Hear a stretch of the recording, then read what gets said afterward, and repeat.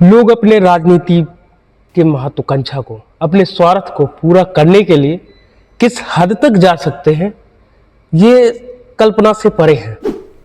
लोग नहीं सोच सकते, आम इंसान नहीं सोच सकता कि लोग राजनीति के अपने स्वार्थ को पूरा करने के लिए किस हद तक जा सकता है। एक पिता अपनी ही बेटी को चुनाव में जीतने के लिए कि मैं राजनीति में आ जाऊं, वो मुझे पद मिल जाए, उस खातिर के लिए अपनी ही बेटी की हत्या कर देता है। हाँ, आपने सही सुना, हत्या कर देता है। और उस बच्ची की उम्र ज़्यादा नहीं थी, महज 6 वर्ष थी। फिर भी उस पिता को दया नहीं आती है। सिर्फ राजनीति की महत्वाकांक्षा को पूरा करने के लिए।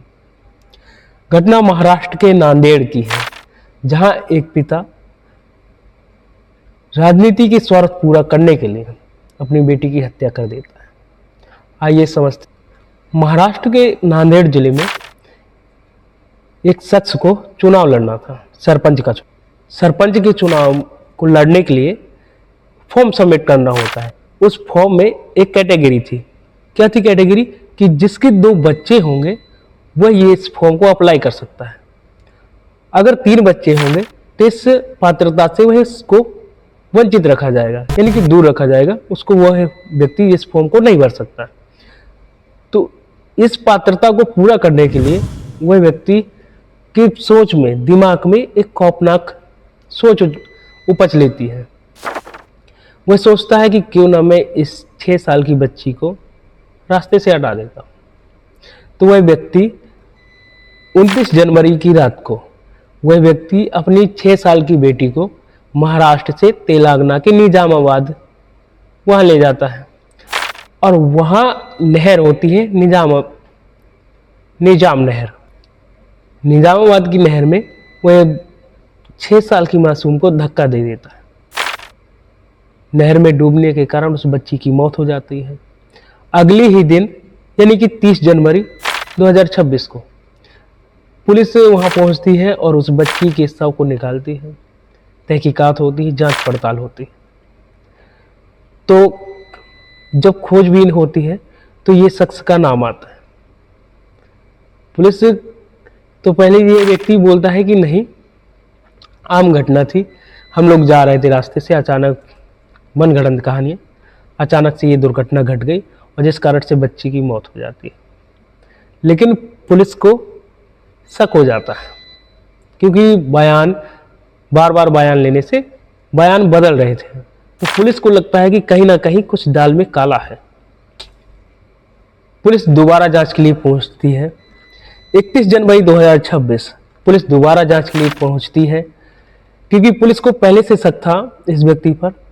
तो और बयानबाजी लेने के लिए और पुख्ता सबूत लेने के लिए पुलिस दोबारा पहुंचती है। वहीं बीच पर व्हाट्सएप ऐप पर एक तस्वीर सामने आती है, जिससे ये साबित हो जाता है कि यह व्यक्ति झूठ बोल रहा है और मनगढ़ंत कहानियां बना रहा है। 2 फरवरी 2026 जब पुलिस कड़ाई से पूछताछ करती है तो यह व्यक्ति कबूल कर लेता है कि नहीं, बच्ची की दुर्घटना नहीं हुई थी, मैंने जानबूझकर उसको धक्का दे दिया था। वह बताता है व्यक्ति कि मैं अपने राजनीतिक के मंसूबे को पूरा करने के लिए, राजनीतिक के स्वार्थ को पूरा करने के लिए मैंने अपनी मासूम बेटी को रास्ते से हटा दिया। क्यों हटा दिया? कि सरपंच का चुनाव लड़ना था, उसमें 2 बच्चे के पिता ही फॉर्म भर सकते थे, उसमें ऐसी पात्र था।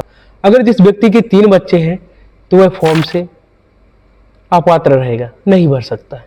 इस कारण से वह अपनी 6 साल की मासूम बच्ची को रास्ते से हटा देता है और फॉर्म के लिए दावेदार बनता है।